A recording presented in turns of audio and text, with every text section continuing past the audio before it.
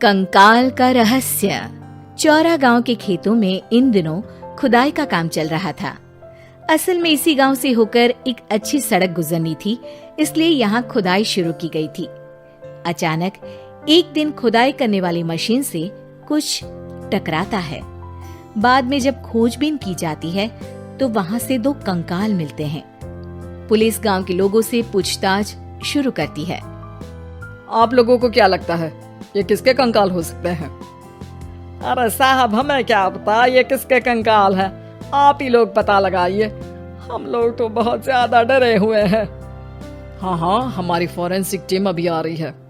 ये बताओ कि इस गांव के रहने वाला कोई जोड़ा गायब तो नहीं ना? क्योंकि शुरुआती जांच में तो ये बात सामने आ रही है कि एक कंकाल किसी पुरुष का है तो एक किसी महिला का। साहब, हमें तो बहुत डर लग रहा है। ऐसे कंकाल मिलने का मतलब गांव के आसपास ही किसी की हत्या हुई है या फिर किसी को जलाकर मार डाला गया है। हाँ साहब, हम अपने परिवार को लेकर बहुत ही ज्यादा परेशान हैं। देखिए, आप लोगों की परेशानी हम समझ सकते हैं, लेकिन आप लोगों को पुलिस का सहयोग करना होगा, क्योंकि आपके सहयोग के बगैर हम ये पता नहीं लगा सकते हैं कि आखिर ये किसके कंकाल है और इनकी हत्या किसने की। ठीक है साहब, गांव के लोग आपका पूरा सहयोग करेंगे। हाँ साहब, पूरा सहयोग करेंगे। तो फिर ठीक है, हम अपनी जांच शुरू कर देते हैं। कुछ दिन बाद जांच रिपोर्ट आ जाती है। पता चलता है कि ये कंकाल करीब 20 साल पुराने हैं, यानी 20 साल पहले किसी जोड़े की हत्या कर शव को यहाँ पर दबा दिया गया था। इंस्पेक्टर राघव, ये बताओ कि 20 साल पहले की मर्डर मिस्ट्री क्या आप सुलझ सकती है? हाँ सर, क्यों नहीं, लेकिन अब सबूत और गवाह काफी मिट गए होंगे। मुश्किल तो होगी, लेकिन शायद किसी परिवार को इंसाफ मिल सके। इंस्पेक्टर राघव, आप बिल्कुल सही कह रहे हैं।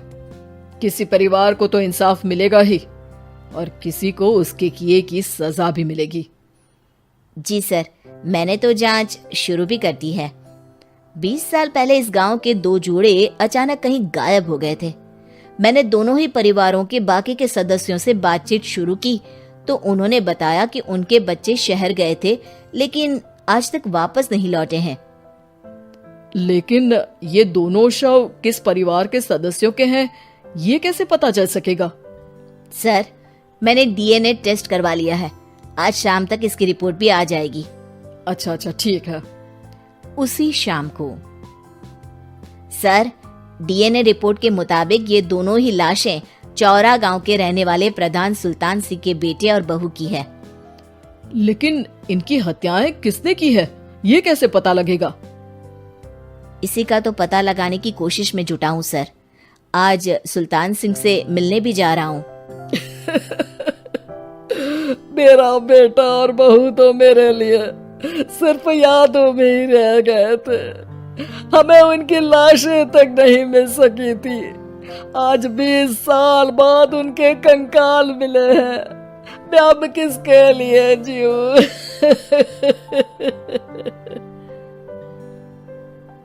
लेकिन सर, क्या आपकी किसी से कोई दुश्मनी थी? अपने बेटे बहू की हत्या के लिए आप किसे जिम्मेदार मान रहे हैं? अब मैं किसका नाम बोलूं? मेरी तो किसी से दुश्मनी नहीं थी, बस मेरे बेटे बहू को कोई वापस ला पाता।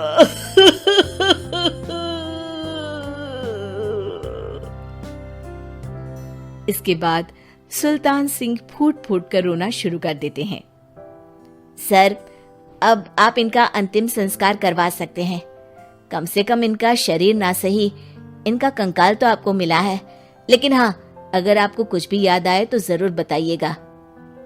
मेरी तो बेटा अब उम्र हो गई है, लेकिन मेरे बेटे और बहू के हत्यारों का जरूर पता लगाइएगा, क्योंकि जब तक हत्यारे पकड़े नहीं जाएंगे मेरा मन नहीं मानेगा। सर, हमारी पूरी कोशिश रहेगी हत्यारे को पकड़ने की। लेकिन एक बात बताइए, उस वक्त आपको किस पर शक गया था?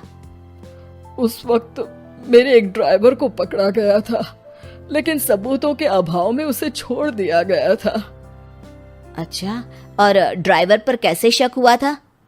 क्योंकि उस दिन ड्राइवर छुट्टी पर था। उस समय लेकिन लाश क्यों नहीं मिल सकी थी?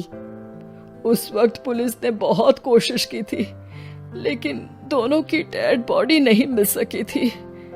ठीक है, हमारी तफ्तीश चल रही है, मैं फिर आऊंगा।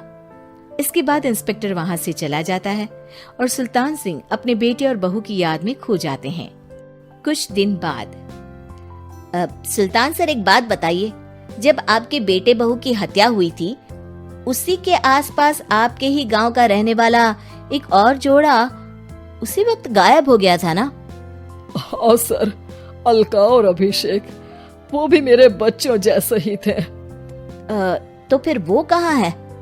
उनका भी आज तक पता नहीं चल सका, लेकिन बताते हैं कि कुछ साल पहले अभिषेक को गांव के ही किसी आदमी ने मुंबई में देखा था, लेकिन फिर वो गायब हो गया।